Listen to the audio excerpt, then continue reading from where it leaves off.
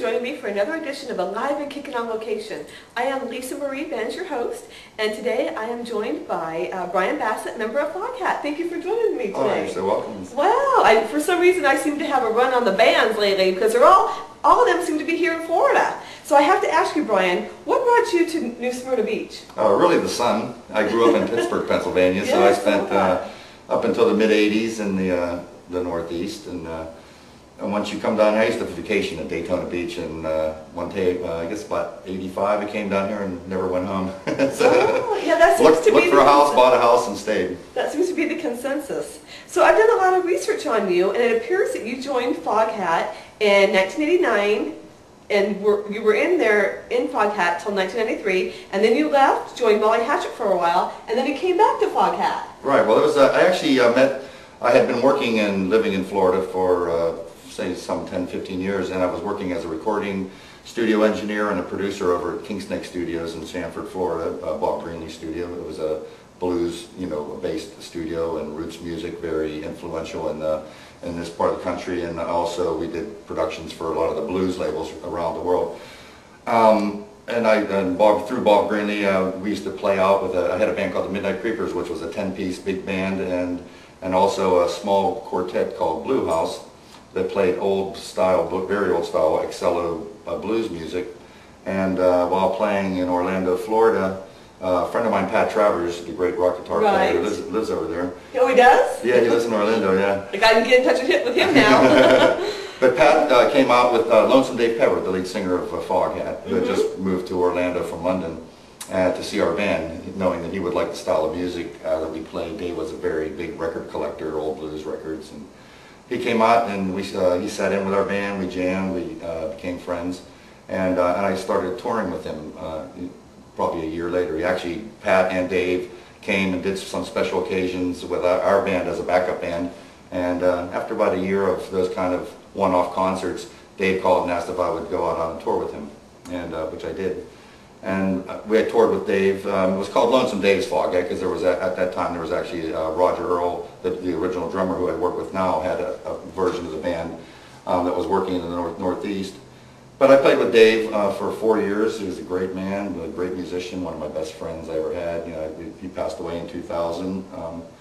But he brought me into the Foghat fold, so to speak. Right, because that was after the hit of Slow Ride. Right, it was quite a bit. Yeah, that was the '70s. Was huge for Full for the City. Right, that was the heyday of the record releases was the '70s.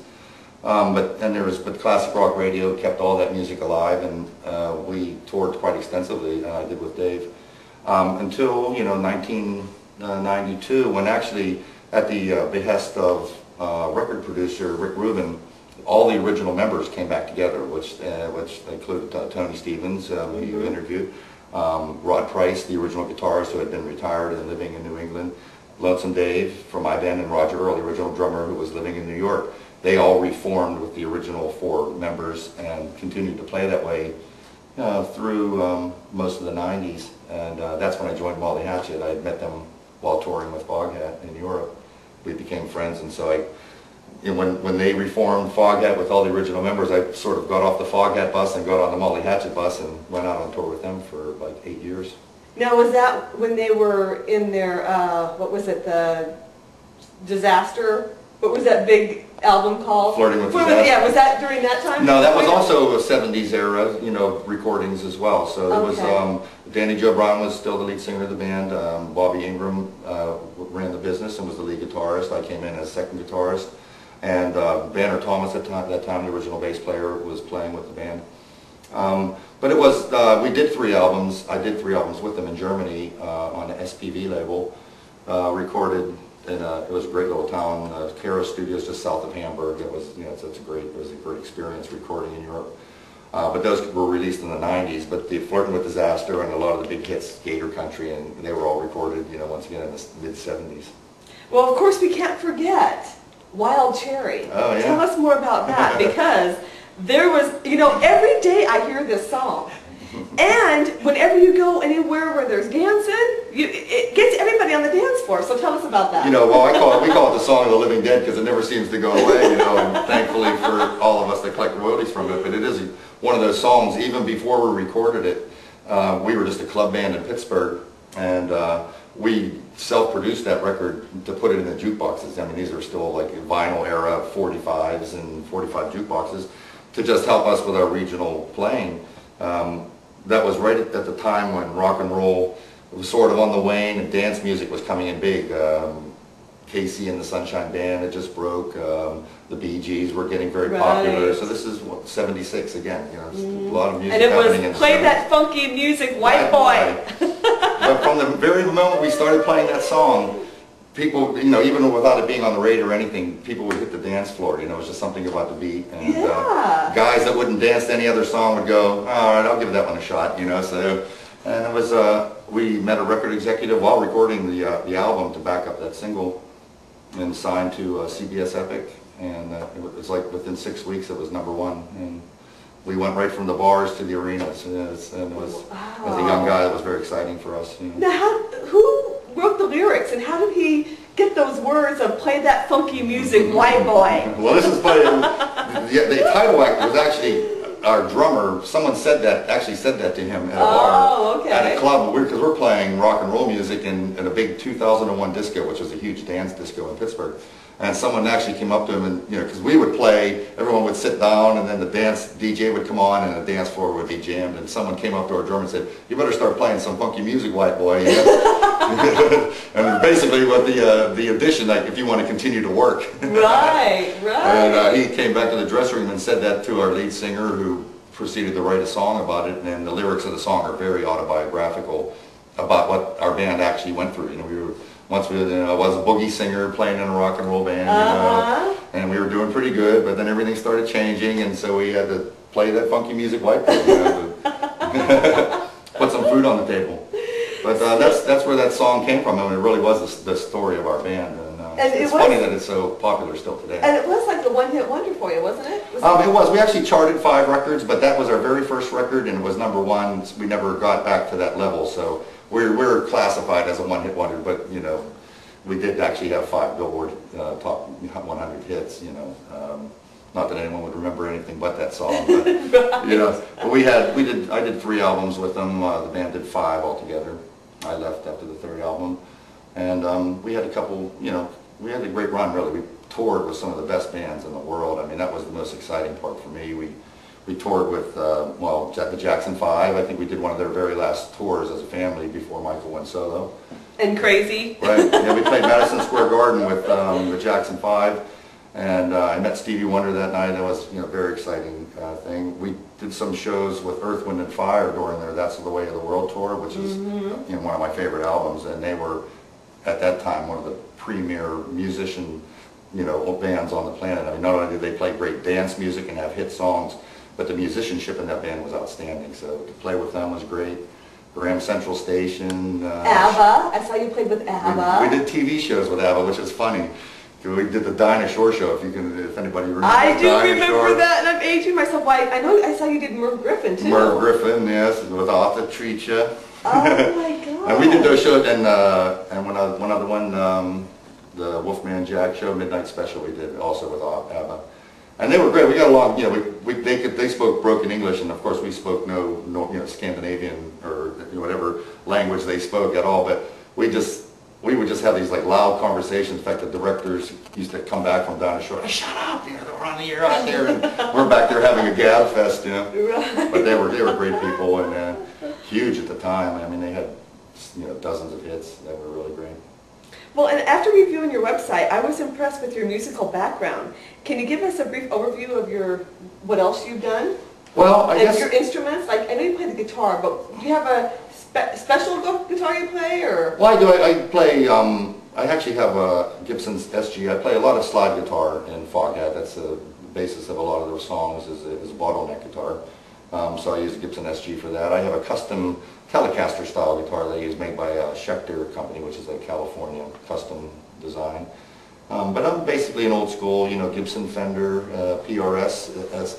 I have a couple of PRS guitars which are beautiful. They sent me a single cut, which is just a great, you know, sounding guitar. And I pretty much stay with those 3 companies right now. I mean, they make beautiful instruments, but I don't get too fancy. I have a nice guitar plugged into an old tube amp, and that's pretty much the sound that I like and have since I started playing in the 70s. And what age did you get involved in music, and how did you get started in the biz?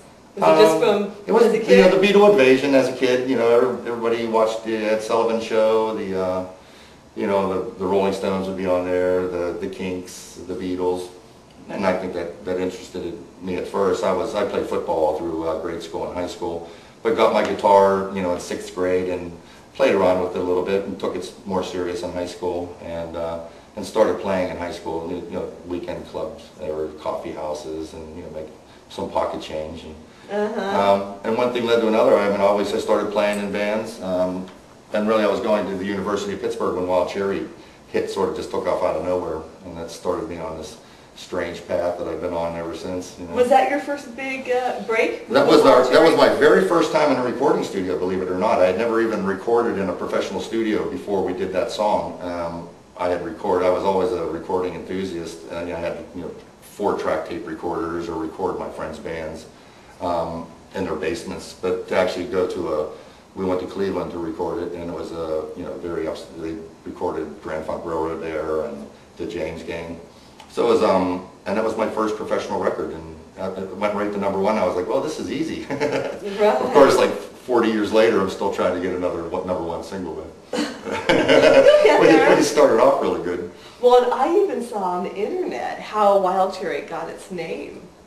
Do you remember? Well, I do. Yeah, so what's the story? It's the name of the favorite cough syrup flavor. The cough drops, right? The Ludens, or the cough drops. They had a Wild Cherry with almost the same kind of a little. Was that your favorite flavor, or whose? Well, yeah, that was. Yeah, I don't know. I think our singer was the one that came up with the name, Bob Parisi. So yeah, he said he got it from had a sore throat and he'd taken a cough drop and the name hit him and he used it. Because I've often wondered how bands get their names. I know Tony told me about Foghat being the Scrabble game. That's how it got. Right. Yeah, Dave. And then, what about Molly Hatchet? How'd they get their name? That is, Hatchet Molly is an old 17th or 18th century axe murderess. She used to kill her lovers. Oh, I thought that was the Black Widow. So yeah, I think she was, the English version of that. I think her name was Hatchet Molly. So I think that was where that name came from. Oh, that's clever. Right. Wow. And I know that you've also had 2 Grammy nominations. I did. What were they for? They were for the Wild Cherry song. Okay. It was nominated. Did you guys win? No, we just got the nominations. But it's an honor just to be nominated. It really is. It's better to win, but the gracious thing is it's nice to be nominated. But it's funny, I'm a board governor for the Florida chapter of NARIS now, so I actually get to vote for the Grammy awards nowadays. Oh, wow. So it's come full circle. But the award, the nominations were for Best New Artist, and I think it was Best R&B Song of 1976. And I've come full circle now. I'm on the governance end of it, of the Florida chapter. And I also saw that you were part of the American Awards, too. American Music Award, we actually won that one. Oh, you won? Yeah, we won. Wild Cherry? Wild Cherry won the American Music Award. I think we tied with Lou Rawls. It was a dual award for Best R&B Single. So did you get up there on stage and get your award? No, we actually went to the Grammys, but we weren't able to attend the American Music Awards because we were on tour. So the one we won, we weren't there for. The one we were there for the one that we. That would have been such a highlight too, to be there up on stage and say, "You like me, you really like me," and never live that down, right?